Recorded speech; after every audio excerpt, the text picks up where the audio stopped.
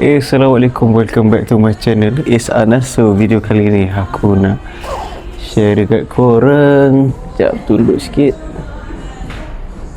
Okay, share dekat korang mic baru yang macam aku sekarang pakai ni adalah, sekarang aku tengah pakai mic Insta360 Mic Pro connect dengan Ace Pro 2 lah. So ini dia kotak dia.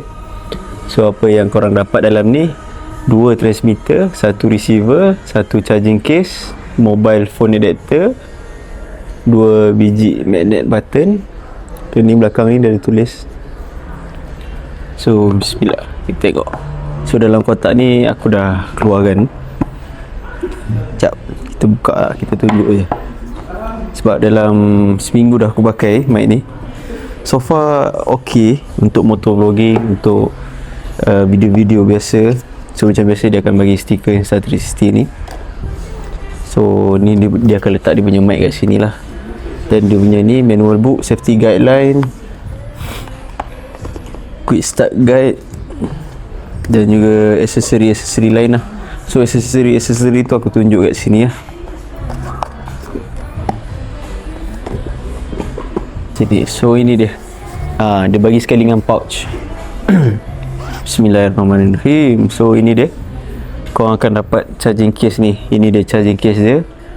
So selain tu korang akan dapat receiver 1, transmitter 1 lagi, 2. Yang aku pakai ni 1. Dan ada clip, dia bagi clip. Dan juga magnet pun dia bagi. So bagus juga ni, sebab dia punya transmitter ni kalau korang tengok, dia magnet macam ni, dia tak clip. Kalau setengah macam DJI ke apa, dia clip. So kalau nak magnet, letak magnet. So bila letak kat baju ni tak straight lah, dia macam menurun sikit. So ni best juga. Untuk feature mic ni nanti aku share lepas ni. So apa lagi yang dapat, korang dapat kalau macam ni optional, korang add lah, kena add on ni. Ini kena add on. So yang dia bagi 2 ni Winmuff mic. Dia bagi 2 Winmuff mic ni. So dia bagi lagi USB Type-C to Type-C untuk charge lah. Dan satu lagi dia bagi untuk ni, kalau nak connect dengan kamera lah, wired 3M masa mic 3mm mic ni, adapter 3mm adapter. So ini dia. So dan juga last sekali, dia punya pouch nice lah, semua dia fit in dalam ni. Dan juga dia punya casing ni, dia punya fitting pun nice. Kat sini letak magnet letak kat sini, clip kat atas ni nice lah. Transmitter kat sini, receiver kat setengah ni.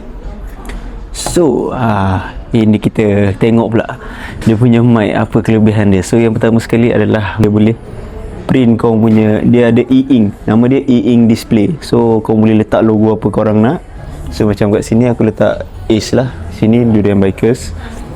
So apa yang best lagi kat ni, dia guna 32-bit float. Dan juga dia ada option korang boleh set up mic korang. Kalau korang pasal kat sini, dia bukan ada satu je mic kat atas ni, dia ada 3 mic. Satu kat atas ni, satu kat tepi ni, satu lagi kat belakang ni. So ada 3 mic.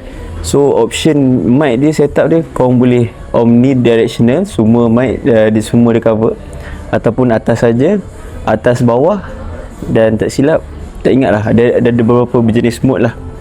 So ada beberapa jenis mode.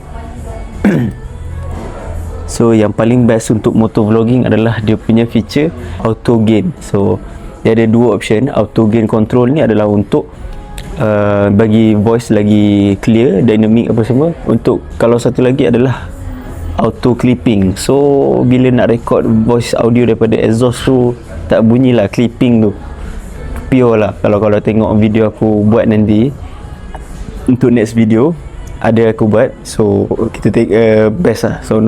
So far aku guna ni dalam seminggu baru aku boleh buat video ni. Boleh kasih review lah. Nak kata besar mic dia, tak terlalu besar. Casing pun nice, just nice, dengan bag dia kasih apa semua. So not bad lah. Cuma untuk harga pula, kalau untuk receiver saja, untuk transmitter saja tak silap dalam 300 ke 400. So kalau yang satu set ni dalam 1000 lebih lah. So kalau korang nak dapatkan boleh tekan link kat bio. Beli guys, sangat berbaloi. So itu saja video kali ni. Jangan lupa like, share and subscribe for the next video. Bye. Assalamualaikum. Komen kat bawah kalau nak tengok apa dengan mic ni. Goodbye.